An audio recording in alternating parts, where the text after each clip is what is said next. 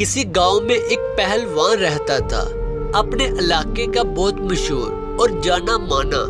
اس کی ایک ہی بیٹی تھی، بہت لاڈ اور پیار سے پالی، خوبصورت اور نازک سی بیٹی۔ جوان ہوئی تو اس کی شادی کی فکر ہوئی۔ چونکہ پہلوان تھا، اس لیے بیٹی کے لیے ایک پہلوان ہی پسند آیا۔ اونچا لمبا تنے ہوئے بدن کا مالک، گھنی مونچھوں والا گبرو زمیندار، نازو پلی بیٹی ودیا کر دی۔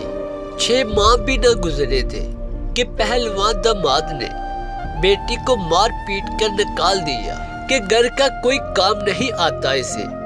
باپ کا دل بہت رنجیدہ ہوا، مگر کسی کو کچھ نہ کہا کہ فضول میں تماشا بنے گا۔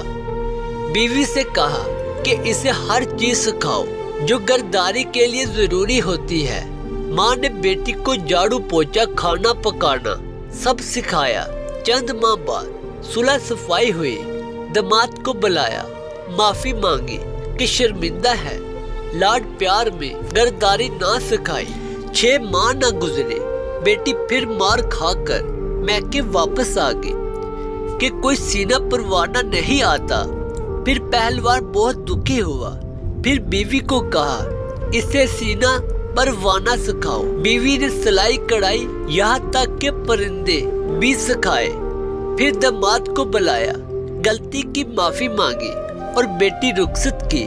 پھر چند ماہ گزرے، بیٹی پھر نیل اور نیل مار کھا کر میکے واپس کہ کھیت کھلان نہیں سنبھال سکتی، میرے ساتھ گائے بھینسوں کا دودھ دونا نہیں آتا۔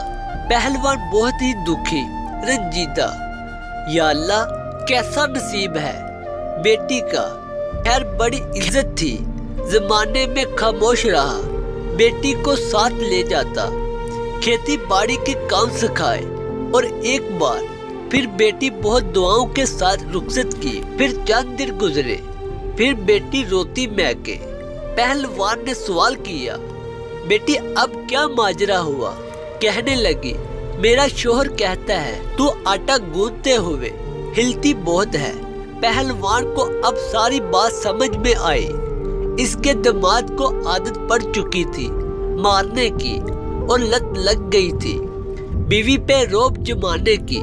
کہنے لگا، بیٹی میں تجھے سب سکھایا، مگر یہ نہیں سکھایا کہ تو بیٹی کس کی ہے۔ بیٹی حیران ہوئی مگر کچھ نہ سمجھی۔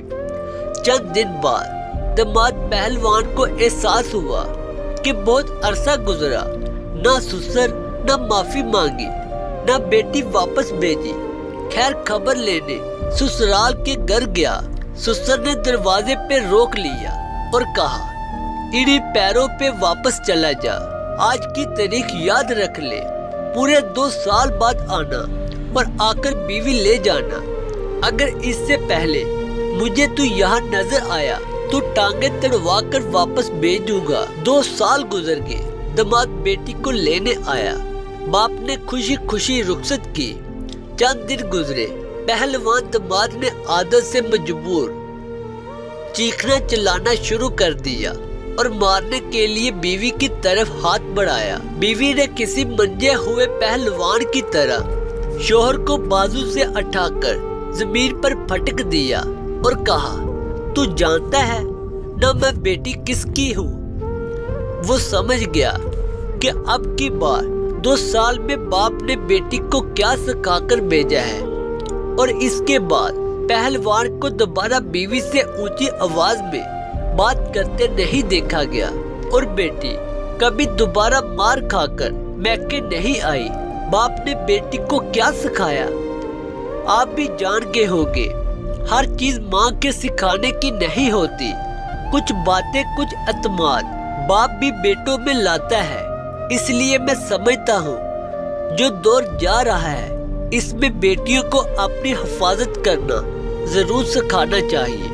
آپ نے بتانا ہے پہلوان نے کیا ٹھیک کیا ہے بیٹی کو یہ سب سکھا کر۔